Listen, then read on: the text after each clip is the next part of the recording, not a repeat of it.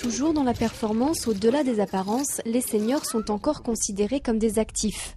En Vendée, les 60 ans et plus se situent davantage sur la côte et dans le sud du département.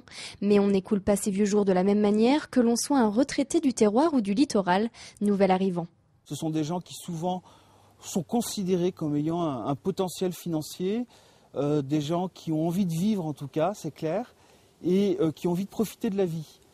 Alors, il y a aussi les gens du terroir qui, je ne sais pas s'ils ont envie qu'on les appelle des seniors, mais en tout cas, ce sont des personnes qui sont retraitées et qui ont vécu globalement dans le territoire et qui ont envie d'y rester. Et y trouver sa place n'est pas chose facile. Vieillir fait peur.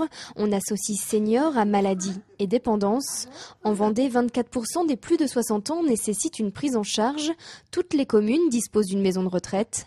Si le département s'adapte structurellement au vieillissement de la population, il favorise aussi l'intégration des personnes âgées. La solidarité fait encore partie des valeurs très fortes qui imprègnent la Vendée. Et je crois d'ailleurs qu'un certain nombre de retraités qui viennent en Vendée ne viennent pas seulement pour le soleil, sinon ils iraient dans le sud. Ils viennent aussi parce qu'il y a une qualité de vie qui n'est pas seulement une qualité matérielle, mais une qualité humaine. Des liens intergénérationnels forts pour réinventer le vivre ensemble. Pour profiter pleinement de leur retraite, 40% des seniors vendéens sont investis dans la vie associative et locale, le tout dans un souci de transmission. Je rencontre beaucoup de seniors, donc de personnes qui ont entre 60 et 75 ans, j'ai envie de dire.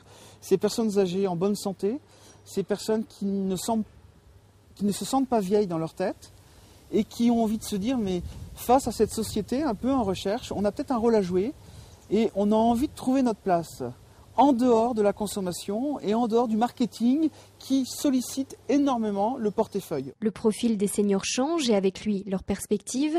Si l'espérance de vie augmente, le solde naturel pourrait diminuer, voire s'éteindre d'ici 2040.